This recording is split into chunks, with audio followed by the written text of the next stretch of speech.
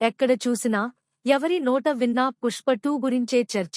ఇండియాతో పాటు ప్రపంచం మొత్తం ఈ సినిమా గురించి ఎంతో ఆసక్తిగా ఎదురుచూస్తోంది. అల్లు అర్జున్ హీరోగా, సుకుమార్ దర్శకత్వంలో రూపొందిన ఈ సీక్వెల్పై భారీ అంచనాలు ఉన్నాయి. రష్మిక హీరోయిన్గా నటిస్తున్న ఈ సినిమాకు డీఎస్పీ సంగీతాన్ని అందించారు. ఇటీవల పాట్నాలో విడుదలైన ట్రైలర్ వేడుక ఇండియా మొత్తం హాట్ టాపిక్గా మారిన సంగతి తెలిసిందే. దాదాపు 3 లక్షల మంది అభిమానుల సమక్షంలో ఈ ట్రైలర్ విడుదలైంది. అంతేకాదు ట్రైలర్ కూడా ఎంతో మాసివ్గా, అందర్నీ అలరించే విధంగా ఉండటంతో అందరి దృష్టి పుష్ప 2 పై పెరిగింది. డిసెంబర్ 5న ప్రేక్షకుల ముందుకు రానున్న ఈ మూవీ బుధవారం సెన్సారును పూర్తి చేసుకుంది. సెన్సారు సభ్యులు ఈ సినిమాకు యుబైఏ సర్టిఫికేట్ ఇచ్చారు. కాగా సెన్సారు కొన్ని కట్లను, మ్యూట్లను కూడా సూచించింది.